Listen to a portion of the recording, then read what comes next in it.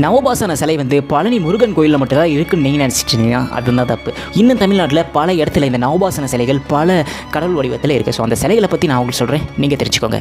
கந்தம், காரம், கந்தகம், பூரம், வெள்ளை பாஷாணம், கௌரி பாஷாணம், தொட்டி பாஷாணம் ஆகிய 9 விஷயங்களை வச்சு தான் இந்த நவபாசன கட்டப்படுது. ஸோ அதுக்கப்புறம் தான் சிலையை செய்யப்படுது. ஃபஸ்ட்டு பார்த்தீங்கன்னா பழனியில் இருக்கிற நவபாசன சரஸ்வதி எல்லாத்துக்குமே தெரியும். தண்டாயுதபாணி கோயிலில் இருக்கிற அந்த நவபாசன சிலை. அடுத்தது வந்து குழந்தை வேலப்பர் கோயில். இங்கே இருக்கிற முருகன் சிலையும் நவபாசன சிலையால் செய்யப்பட்ட சிலையாக சொல்லப்படுது. அடுத்தது பார்த்தீங்கன்னா சுகந்த வனேஸ்வரர் கோயில். இந்த கோயில் பார்த்தீங்கன்னா சிவகங்கையில் இருக்குது. இங்கே வந்து இரட்டை முக பைரவர் இருக்கார். அதாவது பைரவர் வந்து நவபாசன சிலையில் தான் செய்யப்பட்டிருக்கு. அடுத்து பார்த்தீங்கன்னா லட்சுமி நாராயண கோயில். இது பார்த்தீங்கன்னா சிவகாசியில் இருக்குது. மாலான நவபாசன சிலை இருக்குது. ஸோ இதுவும் ஒரு நவபாசன சிலை தான், அதாவது நவபாசன கட்டளை செய்யப்பட்ட சிலை. அடுத்தது பார்த்தீங்கன்னா ராமேஸ்வரத்தில் கடலுக்கு நடுவில் நவபாசன சிலைகள் இருக்குது. அதாவது நவகிரக நவபாசன சிலைகள். இது பார்த்தீங்கன்னா தேவிப்பட்டினத்தில் இருக்குது. இந்த ராமரால் பிரதிஷ்டி செய்யப்பட்ட நவகிரக சிலைகளாக சொல்லப்படுது. அதாவது அவர் ஒரு பாவத்தை போக்குறதுக்காக இந்த இடத்துல பிரதிஷ்டி பண்ணி நவகிரகங்களை அவர் செஞ்சிருக்காரு.